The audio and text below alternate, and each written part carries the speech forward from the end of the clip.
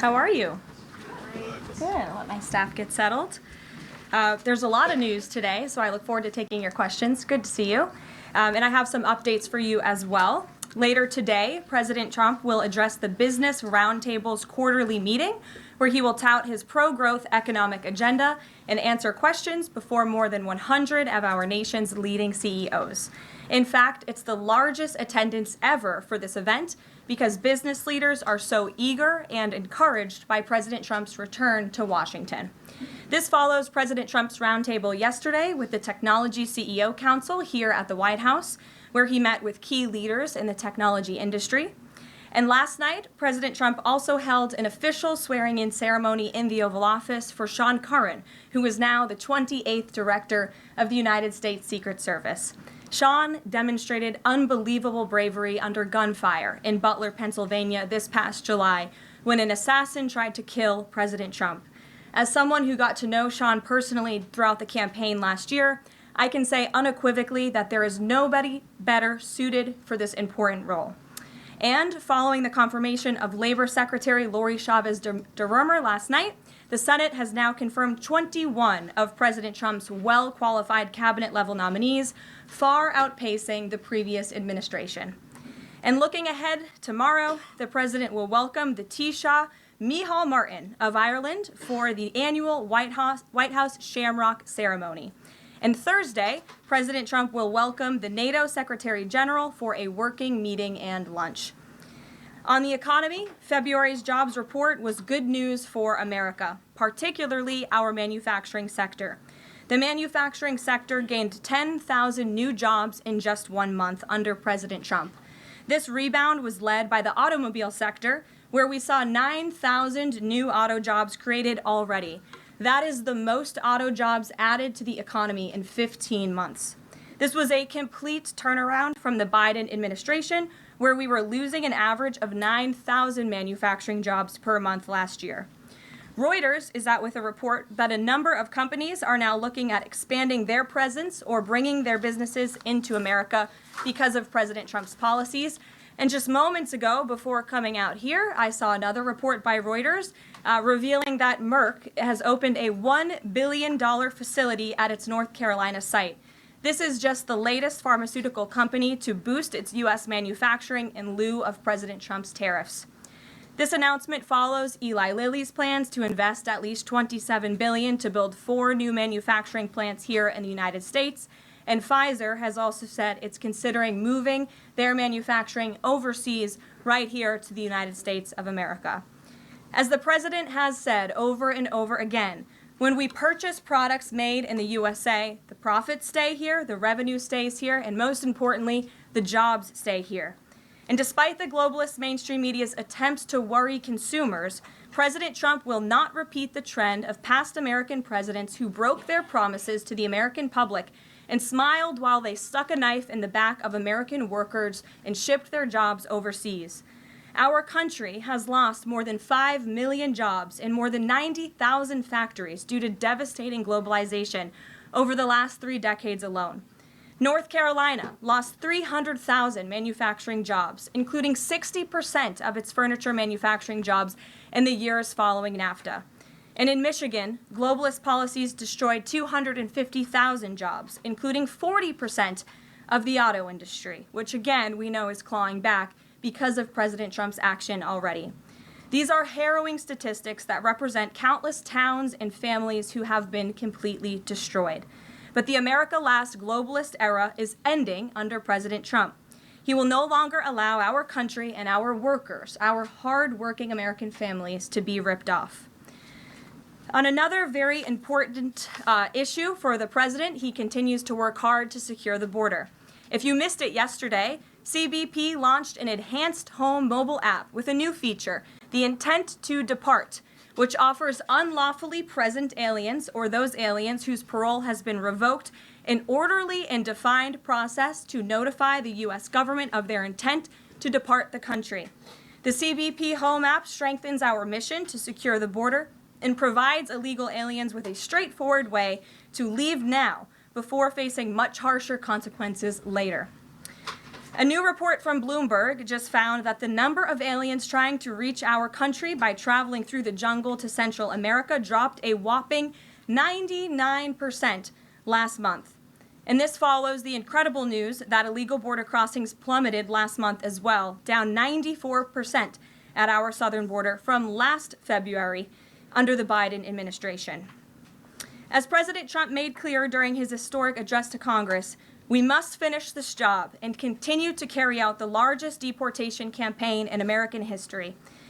And that is why the president fully endorses the continuing resolution that is before Congress and was negotiated by Speaker Johnson. He is encouraging all Republicans to vote yes on this clean CR, which freezes funding at current levels and will prevent the Democrats from getting their long-awaited government shutdown. Voting against this CR will hurt the American people and kill the incredible momentum that President Trump has built over the past 51 days. And lastly, before I take questions, I would like to commend the Washington Post, who I believe is in the room today. According to a new report from Axios, the Washington Post is overhauling their newsroom structure. It appears that the mainstream media, including the Post, is finally learning that having disdain for more than half of the country who supports this president does not help you sell newspapers. It's not a very good business model. And that's why we have people in our new media seat. And today we have Sargar Anetti, who is the host of Breaking Points, a popular political YouTube news and podcast show that has racked up nearly 1 billion views on YouTube, several hundred million podcast downloads since its launch in June 2021. He's also a former member of the White House Correspondents Association, but is now a part of the thriving independent media. We're very happy to have you with us here today. Why don't you kick off our briefing? Thank you. Really appreciate you having me, Caroline. A couple of questions for you, if I may. First on the stock market. So currently it's the 25th anniversary today of the dot-com bubble crash. There's a lot of concern for a lot of Americans right now about the state of the economy. President Trump has refused to rule out a recession. Secretary Lutnick, however, has told us there will not be one. So can the White House just tell and assure Americans today that there's not going to be a recession? Well, there's a lot to unpack there. So let me start by saying that, first of all, when it comes to the stock market, the numbers that we see today, the numbers we saw yesterday, the numbers we'll see tomorrow are a snapshot of a moment in time. And as President Trump has said, and I'm here to echo the remarks of this president of this White House, we are in a period of economic transition. We are in a period of transition from the mess that was created under Joe Biden in the previous administration. Joe Biden left this country in an economic disaster. Several statistics to point out. The delinquency rate on credit card loans increased 63% under Joe Biden, hitting a near 12-year high. Under Joe Biden, all net job growth went to foreign-born Americans. Real wages declined by 1.5% under Joe Biden. And as we all know, and this administration continues to combat, prices soared more than 20% under Joe Biden because of his reckless spending and economic policies. So we are in a period of transition from that economic nightmare under a president who had no idea what he was doing, never held a private sector job in his life, into a golden age of American manufacturing under a businessman and a deal maker in chief in President Donald J. Trump, who is implementing the formula that we know works. Look at President Trump's results in his first term. If people are looking for certainty, they should look at the record of this president. That's why the American people reelected him back to this office. And look at everything that President Trump has already done and his team has already done in just 51 days. The massive efforts to deregulate, tax cuts, which we need Congress to pass the Trump economic agenda, the Trump tax cuts, which will unleash economic growth. And the president also addressed this directly, I will point out as well, when you look at what he said on Air Force One. And he said he wants the American people to have so much money in their pockets they don't even know what to do with it. That's the intent of this administration, and we're working very hard every day on that goal. Second question on the CR. So President Trump came out today in a primary challenge against Congressman Thomas Massie. Congressman Massie's been a supporter of DOGE. He's been a supporter of Make America Healthy Again. What kind of message is this White House sending against a congressman who's sticking up for principles that he's long held in the chamber and voting against continuing resolution and spending? I think the president has made it very clear that he believes it's critical for conservatives and Republicans and frankly all members of Congress to get behind this continuing resolution to keep the government funded. The president wants to continue the momentum that he has built over the last 51 days. In order to keep the government funded, we got to keep moving with these deportations, and he believes that everybody needs to get on board with this bill. He's been active in this process. He's been making calls to get this over the finish line, and we're urging every Republican and Democrats too to do what's right for the American public to prevent a government shutdown. Just the last question here on Mahmoud Khalil. Does the administration believe that it needs to charge a green card holder with a crime to be eligible for deportation? Well, in fact, Secretary Rubio reserves the right to revoke the visa of Mahmoud Khalil, and I'm glad you brought this up. Under the Immigration and Nationality Act, the Secretary of State has the right to revoke a green card or a visa for individuals who serve or are adversarial to the foreign policy and national security interests of the United States of America.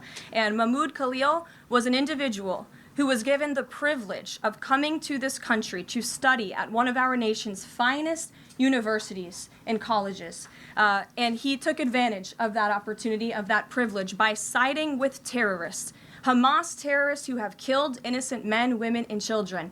This is an individual who organized group protests that not only disrupted college campus classes and harassed Jewish American students and made them feel unsafe on their own college campus, but also distributed pro-Hamas propaganda, flyers with the logo of Hamas. That is what the behavior and activity that this individual engaged in. And I have those flyers on my desk. They were provided to me by the Department of Homeland Security. I thought about bringing them into this briefing room to share with all of you, but I didn't think it was worth the dignity of this room to bring that pro-Hamas propaganda. But that's what this individual distributed on the campus of Columbia University. And this administration is not going to tolerate individuals having the privilege of studying in our country and then siding with pro-terrorist organizations that have killed Americans. We have a zero-tolerance policy for siding with terrorists, period. Peter Ducey. Thank you, Caroline. So you said that the Dow dropping and dropping and dropping is a period of transition. You're sure nobody here at the White House shorted the Dow? No, I don't think so. Okay. But is there any concern here that it's going to be harder to ask certain federal workers to retire if they look at their retirement accounts and they're getting robbed every day? Well, I'm glad you brought up workers, because that's exactly who President Trump is looking out for with his America First trade policy and his America First economic agenda. And if you look at, there's great indication to be optimistic about where the economy stands. And the American people, investors, CEOs, small business owners, but most importantly workers, should bet on President Trump, because his tariff policies, what he envisions is reciprocity, fair trade practices where American workers are put first and are no longer ripped off by foreign countries all over this world. President Trump says he's going to buy a Tesla today. Did he buy it? And when is the last time he drove a car? That's a very good question. I have heard the president remark that he misses being able to drive, that luxury of driving his own vehicle, although the beast is nice, but he is going to be viewing a Tesla that is making its way to the White House complex now, I can confirm. Perhaps the press pool today will have an opportunity to witness this very exciting moment later this afternoon, but a Tesla is on its way here now, and we'll see if the president likes it when he checks it out. So they're bringing him a Tesla to look at, and if he likes it, he's just going to buy it. You know, he's intent on, he's definitely going to buy one, but he'll take a look at it when it gets here later this afternoon. Full retail? Yes, full market price. Kelly. Can we talk about Canada? What is the status of President Trump having a conversation with Mark Carney? Mm-hmm. We have seen the president use the term governor to refer to Justin Trudeau. Will that moniker also go to Mr. Carney going forward? And is the decision to increase the tariffs, is that based on a specific economic metric that he looked at? Is it impulse? How would you describe his reaction to candidates? The president has not yet spoken to Mr. Carney, not since I checked, which was just moments ago. But certainly his phone is always open to leaders who wish to speak with him. As for the tariffs, the president made his position on this quite clear with the statement that he put out. And it was a retaliatory statement due to the escalation of rhetoric that we've seen out of Ontario, Canada. The president saw the Premier, Doug Ford, make an egregious and insulting comment threatening to shut down electricity for the American people, for hardworking American families. He made that threat. The president saw that and has an obligation and a responsibility to respond accordingly and represent the interests of the American people. So he has made the decision to add a 25% tariff. So now steel and aluminum tariffs will come into effect tomorrow at the rate of 50%. And our steel and aluminum industries have actually applauded these tariffs because, again, they know it's going to grow their industry here. It's going to allow them to export more steel that is made right here in the United States with American workers. Egregious and insulting are your words here, but that's what many Canadian leaders have said about the actions President Trump has taken toward Canada. And what do you think the timeline is for speaking to Mr. Carney? Because normally a sitting president speaks to a close ally very quickly when there's new leadership. Well, the president is, again, responding to the fact that Canada has been ripping off the United States of America and hardworking Americans for decades. If you look at the rates of tariffs across the board that Canadians have been imposing on the American people and our workers here, it is egregious. In fact, I have a handy-dandy chart here that shows not just Canada, but the rate of tariffs across the board. If you look at Canada, since you brought it up, American cheese and butter, nearly 300% tariff. You look at India, 150% tariff on American alcohol. You think that's helping Kentucky bourbon be exported into India? I don't think so. 100% tariff on agricultural products from India. Look at Japan, tariffing rice, 700%. President Trump believes in reciprocity, and it is about dang time that we have a president who actually looks out for the interests of American businesses and workers. And all he's asking for at the end of the day are fair and balanced trade practices, and unfortunately, Canada has not been treating us very fairly at all over the past several decades. To the woman in the purple, because I saw you were making a face at my previous answer, so what's going on? Well, actually, I have a couple of questions. At the core of pro-Palestinian protests on college campuses and elsewhere is a demand to end the war in Gaza, a goal that this administration actually supports and has pursued.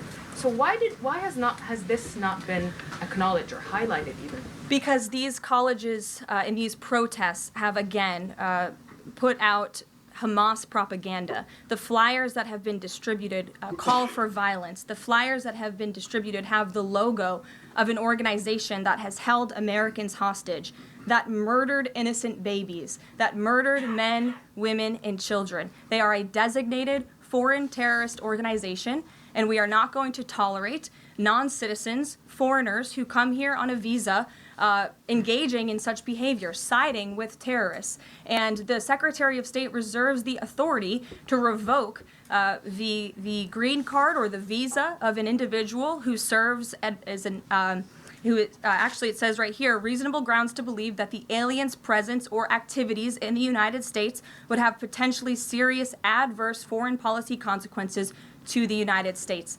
And I think siding with Hamas makes that quite clear. Secretary Rubio exercised that authority, and we fully believe that we are going to move forward with more arrests, as President Trump previewed in his statement yesterday. Ed. Yeah, thanks. Go ahead. So are there conversations between the administration and the Canadians going on over this tariff? Because the Ontario Premier says the next step is to cut off electricity to the U.S. And the president put out a statement after seeing those comments and said that it would be there would be grave consequences imposed on Canada if they think about shutting off electricity for the United States of America and our citizens. And the president is also determined to ensure that we are depending on American electricity, not the electricity production of foreign nations, including our allies in Canada. As for conversations, there is continued correspondence between the president's team, particularly Secretary Lutnick and the Canadians as well. And in the market reaction, how do you sell to the American people then after they're looking at what's happening in the markets this week and say that the tariff policy long term is something good? Well, just think about what the tariff policy long-term will do for our country. I think many of us probably grew up in small towns. I know at least I did, and the main street in my small town looks a heck of a lot worse than it probably did decades ago before I was alive. At least my parents and grandparents tell me so. And I know many Americans feel that same way. What the president envisions for this country is for the United States of America to be a manufacturing superpower, where there are American factories and businesses owned by Americans, producing goods that we are exporting to the rest of the world. Those revenues will stay here. It will increase wages for people here in our great country. It will ensure our national security, and it will boost the morale of the American people to have thriving industries again. Think about Detroit, Michigan. Think about North Carolina, as I mentioned, that used to have a thriving furniture industry that no longer exists because of the globalist trade policies of previous and past administrations. And the American people gave the president a tremendous opportunity to restore American greatness and restore our manufacturing dominance, and he's intent on doing just that. John. Thanks, Caroline. Two questions for you. First, on the CR, you put up on the screen the president's message to Republicans to support this continuing resolution. Is there outreach to Democrats? Because what we've seen since the beginning of the fiscal year is that in order to get a continuing resolution, you need bipartisan support and you need compromise. Well, right now, we are focused on House Republicans and on the House, because that's the first step, as you know, John. And so the president has engaged in correspondence with House Republicans, whipping votes and getting them to a yes, which I understand has been pretty successful this morning thus far. And so, again, the president is encouraging Republicans especially, but again, as I said, all members of Congress to vote to continue funding this government so we can continue the business of the American people, which elected President Trump to do. And then on financial markets, we've seen this decline yesterday. We see it today as well. It seems that the read on the president's policies is one in which they do not have confidence in his trade tariffs policy.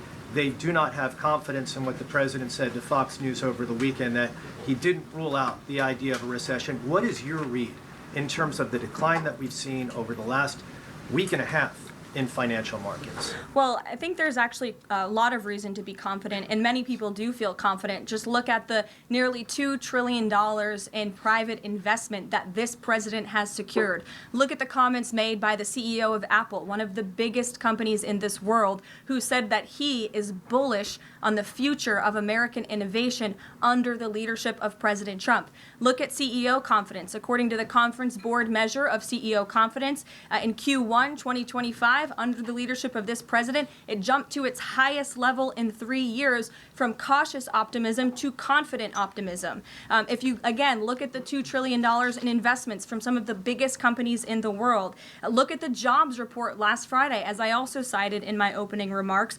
Fox Business reported that Trump sees a manufacturing boom in first full jobs report of his second term. Look at the auto jobs that have already poured back into America. We added 9,000 new auto jobs. Those are sticky jobs. Those are good paying jobs. That's 9,000 American families who will now be able to live the American dream because of the policies of this administration. You also look at small business optimism. The NFIB put out a report this morning. Small business optimism continues to be far higher than it ever was under the previous administration. There's a lot of reason to be optimistic. And again, the American people, CEOs and people on Wall Street and on Main Street should bet on this president. He is a deal maker, he is a businessman, and he's doing what's right for our country. He wants to restore wealth to the United States of America.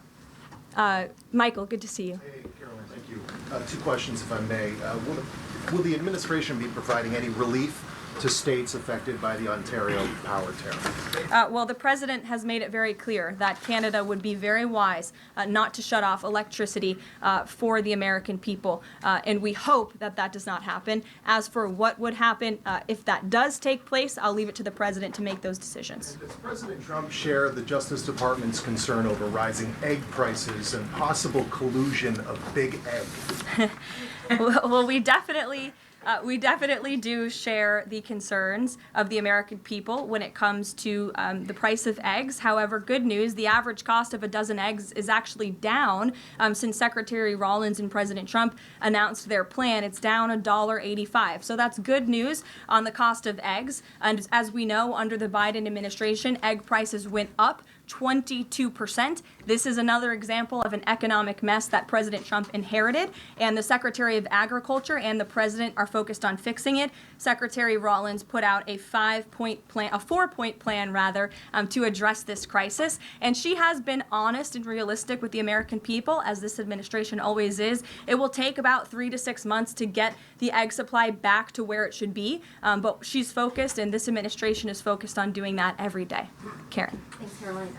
Just back on the markets, you said that what we're seeing this week right now on Wall Street is a snapshot of a moment in time. But does the president think he bears any responsibility for the turmoil in the stock market this week? Look, the president is unwavering in his commitment to restore American manufacturing and global dominance, and I think he doubled down on that this morning with his new statement and the tariffs that will be implemented tomorrow on steel and aluminum. And he has said recently he's not looking at the market. He said you can't really watch the stock market, but all of the gains since Election Day have been erased in the S&P 500. At what point, how far do stocks have to fall before the president considers it a factor and changes course? Again, as I just said, the president will look out for Wall Street and for Main Street, just like he did in his first term, and people on Wall Street and Main Street should bet on this president. He's doing what's right for this country. Nick, good to see you. Good to see you too. Thank you, Caroline. So, is the president prepared, like what we saw with Congressman Massey, to pressure other Republican lawmakers into supporting this continuing resolution? Well, he is very much, as I said, engaged in this process. He's been making calls to lawmakers on Capitol Hill, and I think his statements against Congressman Massey speak for themselves, and I will let the president put out any additional statements if he chooses to, but he fully expects all House Republicans to vote for this continuing resolution. And just to follow up, can we start to anticipate seeing more of the president weighing in on upcoming 2026 races like we saw this morning? I'm not sure about that. I'm not even sure if I'm allowed to speak about that from this podium. I would check in with our outside political team for guidance on future races and the president's involvement. Elena. Thank you. I wanted to ask about some comments Elon Musk made yesterday. He said that there is $500 to $700 billion in waste and fraud and entitlement spending. He called it, quote, the big one to eliminate. Earlier this month, he also referred to Social Security as a Ponzi scheme.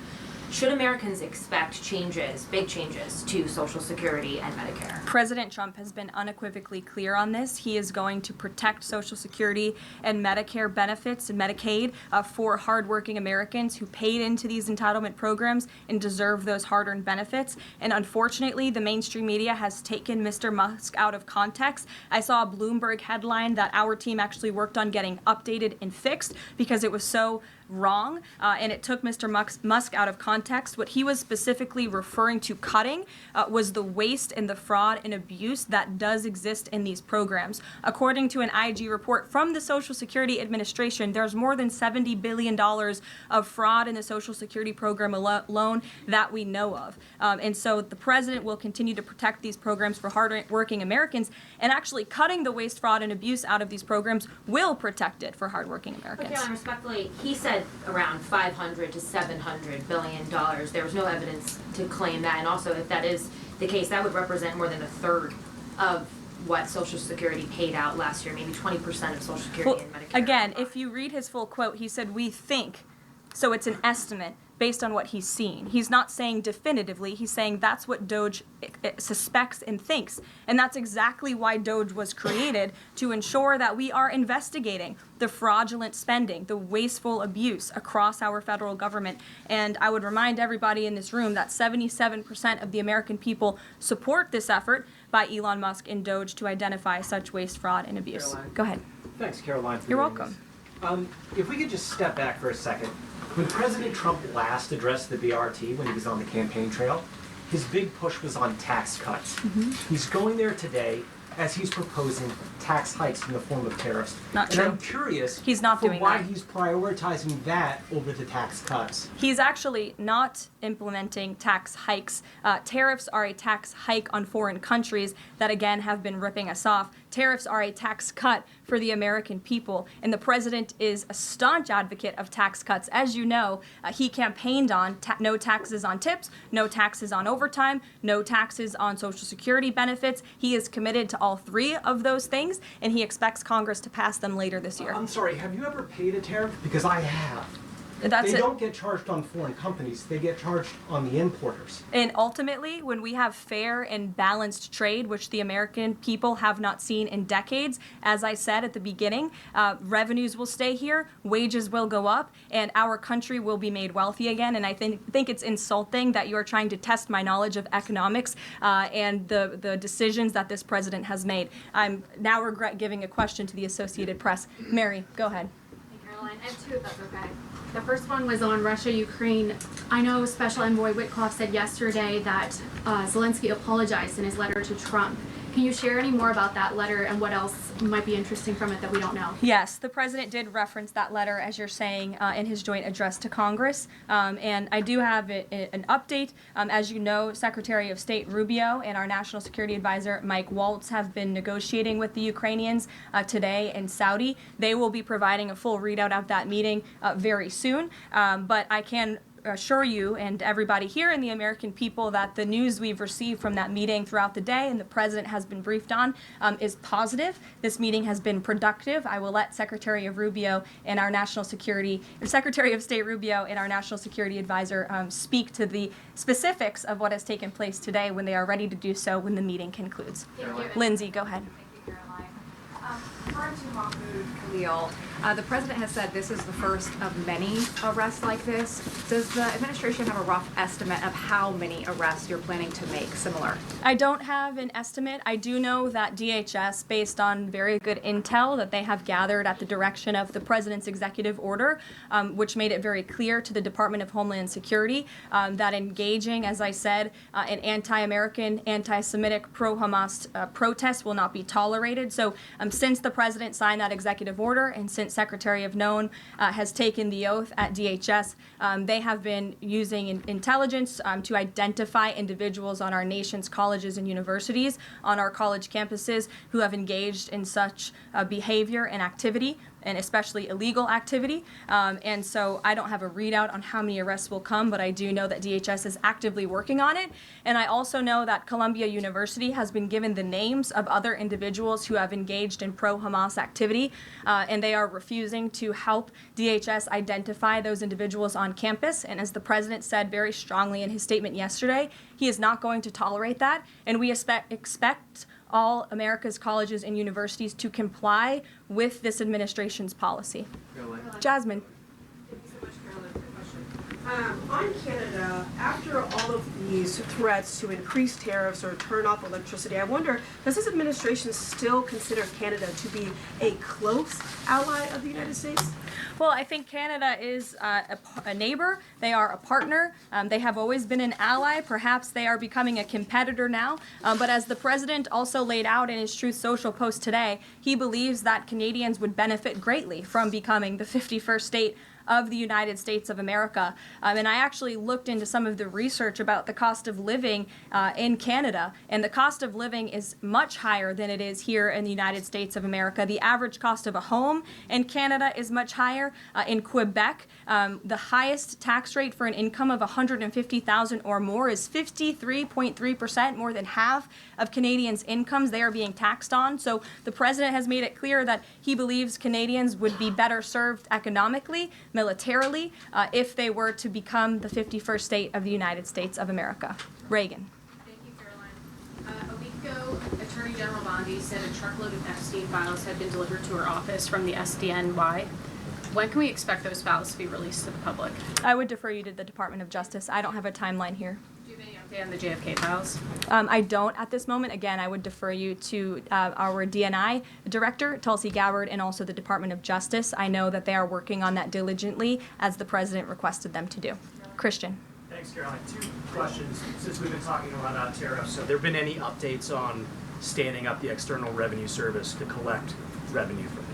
Well, we need reciprocal tariffs to go into effect first, and as you know, the president will be rolling those out on April 2nd, and then the next start of that process is collecting that revenue to ultimately create the External Revenue Service, which Secretary Lutnick is working very hard on and is quite enthusiastic about, if you have noticed from his media interviews. Can the president do that through executive action, or will it require legislation? Well, the president already signed an executive order to direct the Secretary of Commerce to establish the External Revenue Service, or at least to identify ways in which it can be done. I would defer you to the Department of Commerce for more on specifics on that. Sure, in the back. Thank you very much, Carolina. I have a few questions on South Korea and North Korea. First question, as you know, South Korean President Yoon has been released from illegal detention. What is the reaction of the United States as an ally? Is there a possibility of a summit with President Trump when President Yoon returns? Second question on North Korea. North Korea launched the several ballistic missiles into the West Coast yesterday. What is the White House's reaction on this? Sure. Yes, I'll start with your question on North Korea. We condemn these actions and we call on North Korea to stop their unlawful and destabilizing actions. As for South Korea, the U.S. and Republic of Korea's alliance is ironclad, and the Trump administration remains in close contact with our South Korean counterparts as we work together to promote a free and open Indo-Pacific. Sure. First question you didn't answer that release of South Korean president from jail. I don't have anything on that, but I can certainly check in with the National Security Council and get back to you. Sure, good to see you. Press Secretary, many are concerned about the validity of President Biden's official actions and also his pardons of the possible criminal actions of individuals such as his family members and Liz Cheney, as information is emerging that many of his official actions were auto-signed, possibly even the pardons, and without his knowledge or consent. Does the White House have any information available currently that Biden was actually the one that approved and signed those pardons?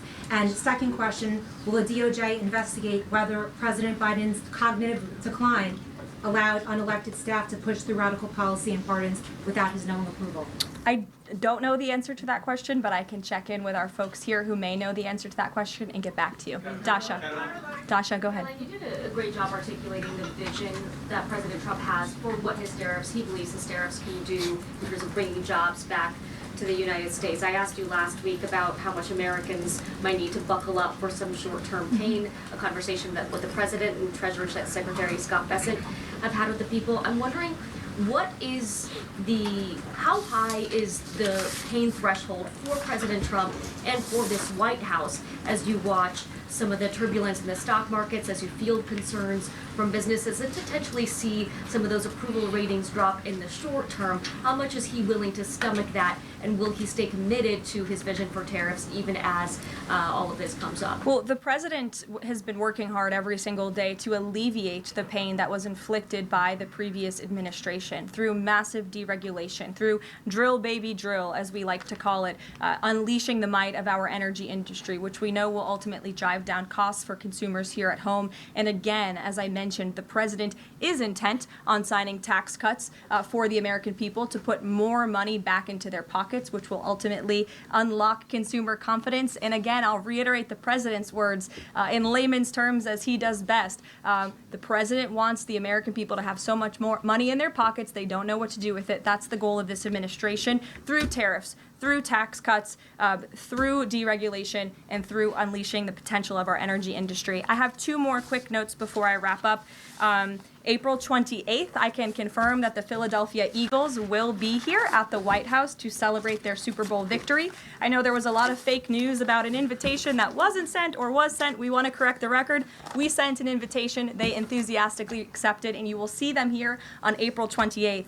And lastly, on a sad note, I would like to express our condolences to Fox News and to the entire Fox family who did lose a cameraman, Craig Savage, who passed away at 61 years old told recently, a very tragic death, an individual who was a great man and covered this building for many, many years. So the entire press office, the communications office here wants to express our condolences with his family and also with Fox News. And I'll see you guys later. Perhaps you'll see the president in a Tesla later this afternoon. Have a good one. Thank you.